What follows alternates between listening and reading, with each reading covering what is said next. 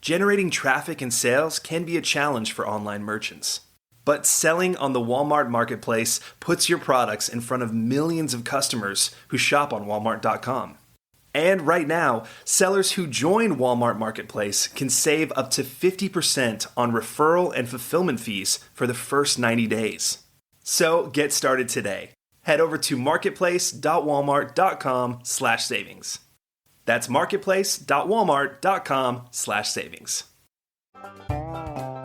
Welcome to E-Commerce Conversations, a weekly podcast from Practical E-Commerce, hosted by entrepreneur Eric Bandholz. What is going on, Internet? Eric Bandholz back again with another amazing episode from E-Commerce Conversations. I hope all is going well on the other side of the Internet. On the other side of the Internet from me, Marco. Welcome, dude. Hey, Eric. How's it going? Doing well. How you doing, man? Good. Yeah, I was talking about it's getting chilly over here. A little bit chillier, I think, where you are in Texas. But yeah, beautiful, and coming off of Thanksgiving and Black Friday and all that fun stuff. So excited to finish the year and start the new one. Well, sweet, man. Well, give our listeners a quick rundown of who the heck you are and what the heck do you do? Yeah, so my name is Marco. I am the founder and CEO of Palermo House. We started in 2020. So about 3 years in, we're known for our Dune Lounger. Architectural Digest featured us, and the mix of a beanbag and a beloved vintage chair. And as I like to say, it's a really elevated beanbag lounger. It comes in vegan leather, velvet, and some outdoor options. It's stylish and comfortable, and yeah, people love it. So that's been our hero product. And yeah, ultimately visions to scale and expand other products. But, we are a direct-to-consumer home goods furniture brand. Your products almost, to me, remind me of the vibe of like a Eames. It doesn't look like an Eames chair, but like that vibe, Eames or Herman Miller, like I would expect to kind of see it there. Like it is. Like, or at least how you present the product in the photography, it certainly has that feel to it. Yeah, I really appreciate that. That's a really nice compliment. And, my dad, who's my co-founder, and he designed the chair a few years ago, and come from a family of architects, just numerous ways. But yeah, he designed a chair, and yeah, we tried to, give it that mid-century modern look. I think it fits really well with that vibe, and, minimalistic, functional, comfortable. I think those are the characteristics that you probably associate it with. So the thing that is most appealing to me about this conversation, and a conversation I've never had before, is one, it's very rare to see e-com brands with like selling products that are, $1,000 plus. And B, it's even rarer to see them source those products from South America. Talk about, well, I guess like first, tell the story how you supply things in Argentina versus China like everybody else. And what are the logistics hurdles that you're running into by dealing in South America versus, what is it, Eastern? Yeah, totally. Well, Argentina that's where I was born in Buenos Aires, and obviously my parents as well. And so my dad had a lot of connections to Argentina and just feels really comfortable working there. It is a country, it's not the easiest country to work with. And so that presents a lot of challenges around just ease of payments and just generally working with the country. Things can change with the recent election, but it is a challenging country, and it is generally favorable. It has been favorable with the exchange rates. And so that's why we stayed for 2+ years working with Argentina, because of that. And at the same time, as we have scaled, we didn't want to go to China or, these other countries that maybe required these huge POs. We wanted to kind of scale and scale comfortably. And the good thing is that we have a very lean and agile supply chain. And so we can ship kind of almost just in time the lounger covers, if you will. Of course, the filling, that takes more space, and that's made here in California. So the covers made in Argentina, and we recently brought on Colombia as well. But that's not to say we haven't ruled out going to China or India or some other place like that where potentially we can find more efficiencies on the product cost side. I would imagine you speak Spanish. Yeah. So you have, like, business is done in Spanish. Is that the expectation, or is it done in English? At Palermo House in English. Yeah, we have people in Argentina and in the US, but generally all our meetings are in English. Of course, if it's only Argentina-based people like David in operations and my dad, we'll just do it in Spanish probably, but when it's a mix, we definitely do it in English. Yeah, because I'm just wondering, like, if you're an entrepreneur listening, like, is there opportunity to develop relationships with, South American countries, Argentina, Chile, off the top of my mind? And what are, like, those hurdles? Obviously, it sounds like, their currency going mad and runaway inflation and stuff like that just brings a lot of volatility to pricing and kind of maintaining that. I assume, like, are they changing the price on you regularly, or is it because the dollar's pretty standard? It's just like, how do you get cash there to buy the products? Yeah. So, the things are generally dollarized, but yeah, it's not the easiest thing to work around. And yeah, that's why we started to work with Colombia, just a much more stable economy and doesn't have the crazy inflation issues. And I guess that's why we're also looking to go abroad as well, to Asia. That's crazy. So it's just culturally, I assume, like, they are very business oriented in Argentina. Like, do they hit their POs? Super. Do they deliver on what they say they're going to do? But it's just Yeah, the macro that's holding them I back. have the highest respect for people in Argentina. They've gotten used to such a high level of uncertainty and change and inflation. And so they are all just math wizards in a way because they're always calculating kind of like how things will change and predicting and forecasting. And so they're naturally just economists and mathematicians, but we do hope that things stabilize, and I think for the better of everyone, for the ease of working with the country. You kind of mentioned it a little bit earlier. Like, I was thinking they were, of course, I'm not the smartest person, but I was imagining, like, finished loungers being shipped all the way from Argentina, but it makes a lot more sense to just have the covers and then fill them locally. Exactly. How do you, like, supply the fill and, kind of walk through, like, what orders look like? Is it kind of like produced on demand? So it's like, I get an order, I then fill it up and then send it out the way? Or do you send the fill to the customer and they fill it up? Or how is it all done? So they're really easy to assemble, and really proud of the work we did recently with our supply chain operations. But we have our covers, and so those are made in Argentina and Colombia, and those are shipped through air to California to our warehouse, where we also have the filling there. And so basically, as orders come in, we fill what's called the liner. So it's a bag that holds the filling, and just based on demand, if there are no orders, for example, we don't need to fill anything. That doesn't usually happen anymore, but just, yeah, it depends on how many orders we have. We'll fill the liners and essentially prepare the orders to ship. So if we get a moss velvet lounger set order, then that order requires the chair cover and the ottoman cover and the green velvet, and it's placed in the box with the filling that was just filled in the liner. And so that's shipped out to the customer.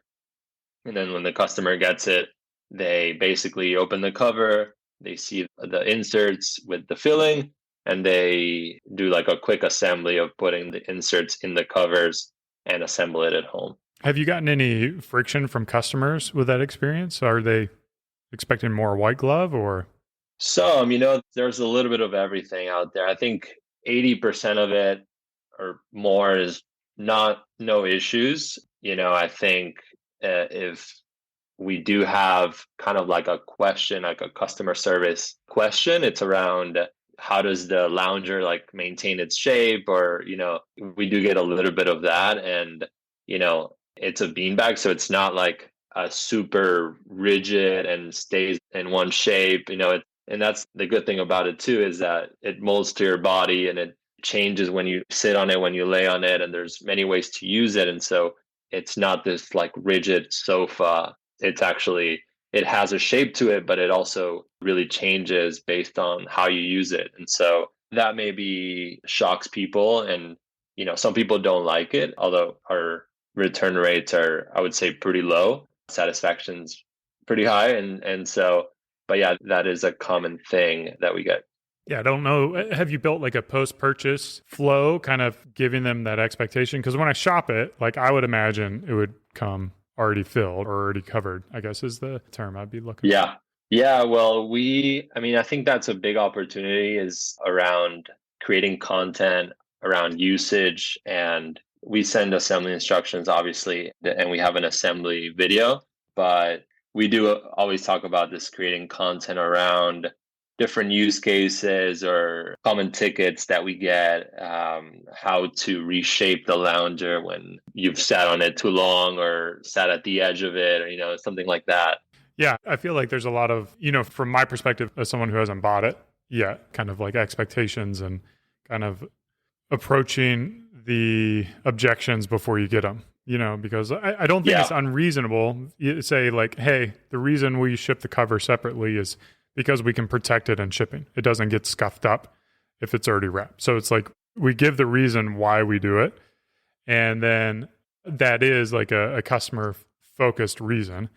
And then it's like, okay, cool. Like I understand why I want to do that, because I don't want to get a ripped, scuffed up material. And then well, the real reason why we ship it in multiple boxes, essentially, the chair comes in 2 boxes and the ottoman in 1, is with the carriers, you have, once you get past a certain dimension, you get charged with oversized fees like that are ridiculous. And so we literally had to divide the chair in 2, and they're still big boxes. They're still like over 20 inches per side cubed, right? So these are big boxes. But if we were to just send the chair already assembled, it's like an enormous box that would be hard to carry and gets hit with like oversized fees. And so that's really the big reason. Yeah. And I think consumers would be fine with that too, is that, hey, to keep shipping costs reasonable, this is what the expectation is.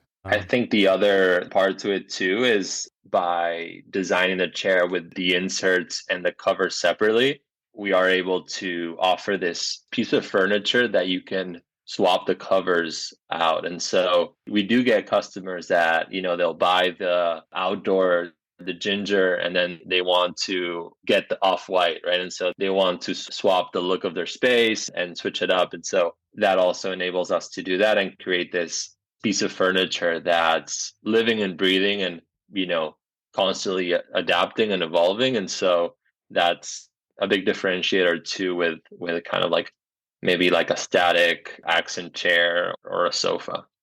Yeah. I want to kind of segue into like customer acquisition. I sell a $50 AOV. I can get out of learning in Facebook for, a couple $1,000s to spend. For you to do that, it would be, must be nice. Yeah. Like hundreds of thousands of dollars to just get out of learning. So how are you guys able to acquire customers? I assume it's not primarily through paid marketing, or is it? Yeah, I mean, we do still invest in paid marketing. I would say that is our primary channel and strategy, Facebook and Instagram. We also do Google, but our AOV is way, way, way higher. It's well over 1,000. And the summer months, it's well over 1,500. So with that AOV, gives us more room on the CAC side, but it does present challenges, as you mentioned, on the exiting learning. That usually doesn't happen with our creative and ad sets. And so we have to really use, some leading indicators and do testing, but also make decisions quickly and based on not perfect data.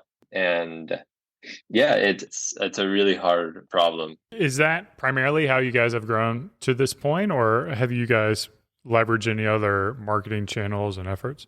Well, I mean, we do organic Instagram and email and SMS, but as far as any other channels from that, no. And I think we do believe that there is a strong word of mouth component to it. We don't have much data to validate that, but the thing about furniture and especially a product like ours is it's in your home. And so when you're inviting friends over for a night or for dinner, it's a pretty visible object in your house, and it's one that you can try, and it's easy to talk to and recommend. And so I think that's been a driver. And one thing that we really believe in is every single sale is like opening up a little showroom for future customers to experience. Have you explored doing any post-purchase survey to get better data? Yeah, we've explored it and just haven't gotten around to it. But yeah, I heard of like No Commerce, heard good things about those guys and the tool. And yeah, still need to kind of like get around to it and do it. Yeah, I mean, we use Grapevine, and I think it's significantly less expensive. It's like $10 a month. It doesn't have the same Nice. features as No, where you can do like multi questions and flows and stuff like that. But if you're just looking for one question, which is what we do, is basically how did you first hear about us? Nice. And that allows us to kind of just get a second source of data to kind of clean things up, especially in your case where you can't, base everything on purchases and maybe there's a longer lead time to acquisition and things like that. Do you give the customer like multiple choice, or is it free response? Yeah, so it's definitely they select from a list. Select. And ours are, like YouTube, and then we'll break down YouTube a little bit. So we kind of have like categories. It's a really long drop down selection they have, but it's like, social media, and then we'll have the platforms. And we kind of lump organic social media and paid together. We don't distinguish that. But you kind of know, like when you're spending a bunch on Facebook and you see a lot of social media responses from that, then you're like, okay. But we'll have like Reddit, Twitter, Facebook, Instagram, TikTok in there. And then we have, YouTube's separated as our own because that's a pretty big channel for us. And then we have, like Oh, cool. podcast and search, I guess, is another one, search for us. And basically like all the channels that you could have. And then, of course, word of mouth is in there. And we had to like break out word of mouth where it's like people would select other when they're like buying it for a friend. So it was like a recommendation to buy for a gift or gifting. People tend to want to select that because they're not buying for themselves. So my recommendation would have that. And then, of course, we have other in there. And other, they can write in. And usually they write in and they're like, oh, yeah, other. I heard from a friend. I'm like, okay, well, that was a selection. So we just recategorize it. But again, Yeah, like, it sounds super helpful. like your orders are, well, I don't know what your order quantity is, but I would imagine it's, since you have a pretty high ticket item, the units you're moving, it's got to be relatively small. Like you can almost get to build a relationship with all of your customers, right? Yeah, what's funny is, and what's neat is sometimes like I'll recognize a name when the email comes back, or like a second purchase, like, oh, I recognize that name.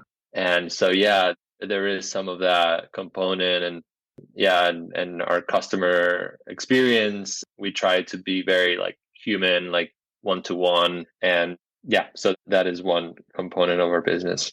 Yeah. And I mean, it's like you're selling 2 chairs a day. That's $1 million business, which is kind of crazy to think about. Like all you have to do is fulfill 2 chairs a day. Yeah. Right. Cause that's like $3,000, $2,500. Yeah.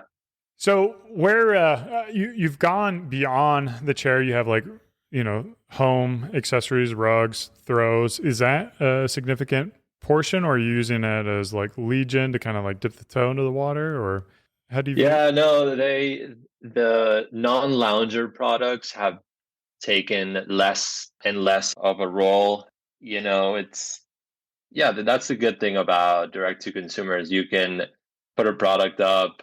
Obviously, you gotta take some imagery, some nice photos and videos, and then put it up and at some price point and see if it works or not. I think for us, it's it's been hard to do anything that's not the lounger. And also we haven't really found like the right supplier for those products from like a price point, quality, and like the rugs, for example, they're super nice. They're made by artisans in the north of Argentina, and they're 100% wool, hand woven, and by true artisans. And yeah, I have one in my home, and it's really thick and beautiful and natural. It just feels very like real. But the thing is, it takes a long time to make these, and which unfortunately is not like it's not great for business and for selling like lots of them, which is kind of they also require like some investment up front, and then you have to wait like weeks. And so I wish it were easier because I love the products, but you gotta find something that is also easier to source and checks the other boxes. Yeah. Let's go back to something you talked about briefly, like the photography. I want to understand how you do it because your photography is amazing. You have beautiful homes, beautiful models, like the lighting is gorgeous. How do you make that happen? Yeah, thank you.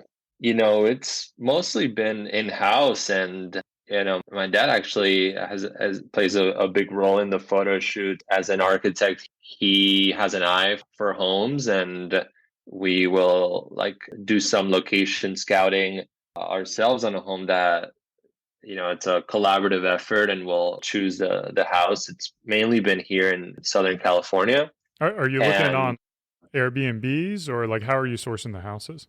Pure Space, because Airbnb is mainly for staying the night, and so the hours are they're different. You check in around 3, check out we don't need the overnight component. We just need a couple hours or the whole day during the day. So Pure Space is tailored for that use case. Of course, you're paying a huge premium for Pure Space. Like, yeah, I would love to get an Airbnb and just shoot, but I'm sure there's some like regulation against that, or if the owner sees the content later on, might ask some questions. We've done Airbnb rental. You just get it for a couple of days, I don't know if it'd be cheaper to rent it for 2 days or 3 days and get that Yeah, full day. I've never used and it's Peer Space, like PEER. PEER, yeah, Yeah. Okay. yeah. So you guys are eyeing out, interesting places on Peer Space, and then Yeah, we'll get to space and then find the photographer and videographer, which we worked with some friends actually in the past. And then models also we have sourced, just like asking friends in LA about, do you guys want to be in the shoot that we're doing? And so it's been very much like that, like building it out with friends. Of course, they're super hectic, the photo shoots. You have to get a lot done, and you're always limited on time. And for us, we have big products, and so it's like renting a U-Haul and going to the location, moving big products around, and at least they're super light. But yeah, they're fun. They're really hectic, but they're fun. with the models, are you finding that, men or women convert better in acquisition? Most of our content, there are female models, although we like to show kind of like that it's for the whole family, for couples or for kids and dogs and pets. And so because that's really who uses them is everyone in the family. And so, but in terms of like paid and content, I think we've leaned way more towards female than male, but both do well. With the models as well, are you paying them or are they, like you said, they're just buddies? Yeah, paid. Yeah. Okay.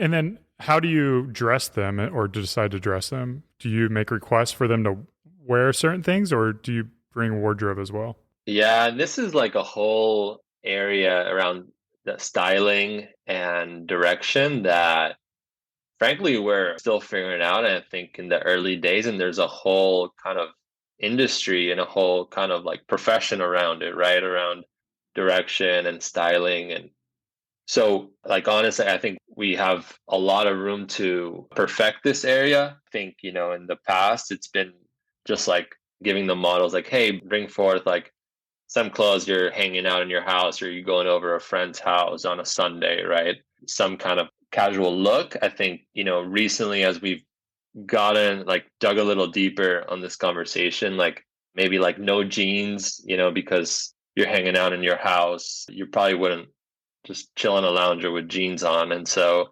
more of that like sweats, but elevated, kind of like that, finding that the right look there. Yeah, well, I'm looking at your vegan leather black one, and it's very like seductive. She's like drinking what's that called? A margarita? Not a margarita. Is it a martini? Martini on Martini, there with yeah. like a fur coat and like. What was the testing behind that? This was the last shoot that we tried something different, and frankly, like after the fact, we realized it just was not Palermo House, and we decided to not use like just keep it on the product page basically, but not like really overly use the content. I think this is like something that we've very recent, like having like deep discussions around what is Palermo House and what is the direction of the brand. And so most of it has been around this tranquility and Zen home and like relaxing, like create your oasis. That's been Palermo House. And yeah, this is an example of like we went a different direction, and you know that's basically it. Yeah. How do you know? Was it just a feeling that you're like, this just isn't on brand, it doesn't feel right? Or did you see response from like customers and fans be like, snide remarks or something like that maybe wasn't in line? We didn't get anything really from customers, or again, like if you go on an organic, like it's all very much Palermo House. But I think it was just internal discussions of like reviewing the content and just having a very transparent discussion around what the brand is and does this fit the brand or not.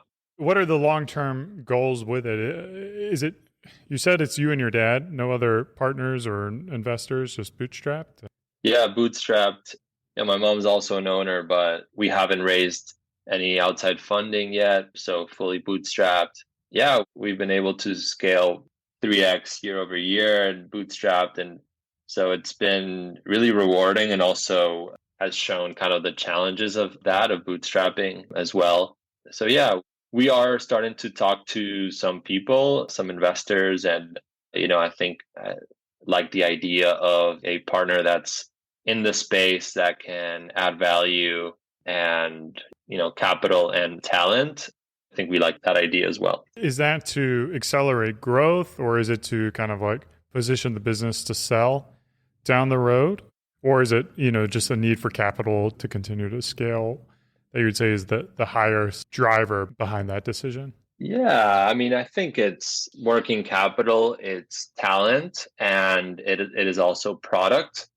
And I think when you get all those things right, or when it's never an end point, right? It's a journey, but I think when those things are working well together, that's when you can really create magic, and when you can really create a profitable, powerful business. And so I think, if our aspirations are to create this lifestyle brand that's around design, mindfulness, and home, which those are some components around like Palermo House.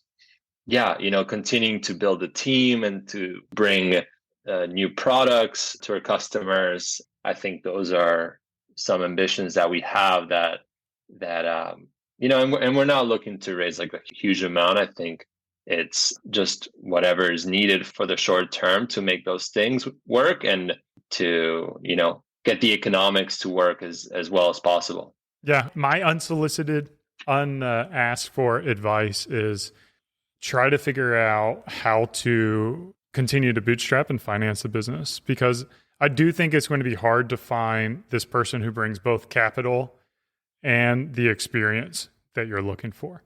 Yeah. Certainly they're going to be out there, but from my experience, like either you get the money or you get the talent. You rarely get both.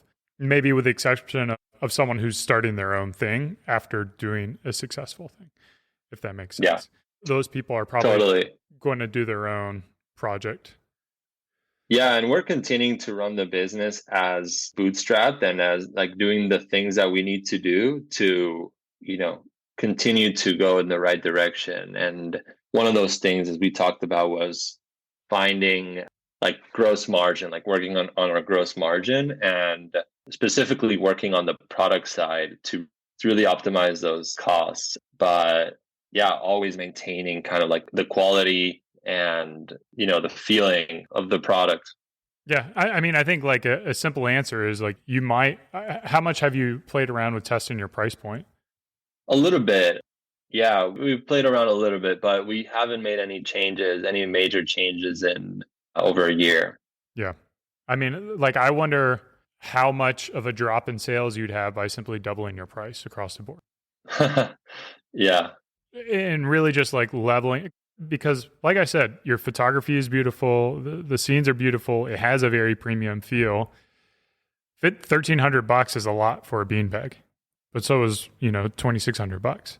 Like the person who's going to buy a $1,300 lounger might be the same person who would pay $2,600 for the lounger to get something that, you know, the nice thing is you're getting a lounger that not everyone in IKEA, you're not getting the IKEA lounger, right? Like that's kind of what you're selling is like that exclusivity. I mean, I paid $5,000 for an Eames chair. Yeah. And like, assuming the material and the quality is there, I don't think it would be unreasonable to simply double your prices and then to have more margin to work with.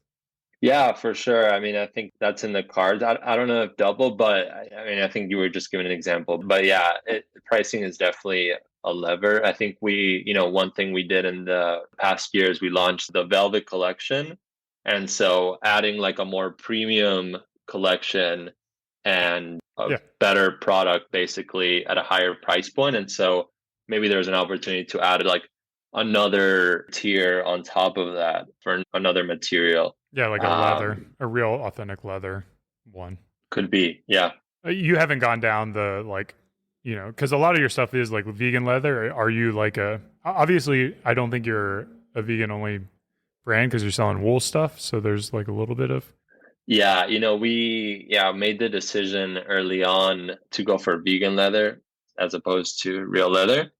Yeah, you know, it's we don't have a very strong stance on like against leather. Like I think just generally just talking about kind of like that leather process and what goes into it, I think and it is a big product, right? It's not like this shoe or like a purse, and so it requires a lot of leather.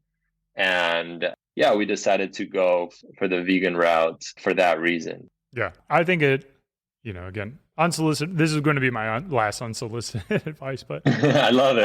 I like, I like leather. Like from my perspective, if I'm going to invest a fair amount of money into a nice piece of furniture that I want to have in the house for a long period of time, that's kind of like a timeless design. I think like a leather one would be kind of. And it could be at that like really high price point where, we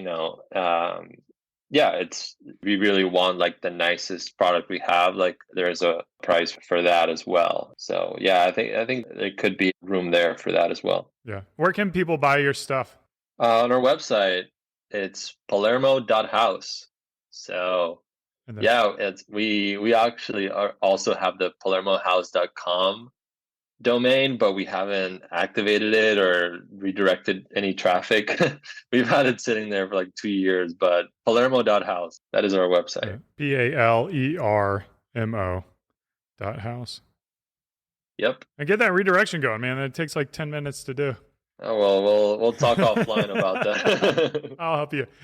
All right, guys, this has been another e-commerce conversations. I hope you enjoyed it as much as I did. Marco, thanks for sharing your time. Cheers. Keep on growing. Thank you, Eric. Nice talking to you.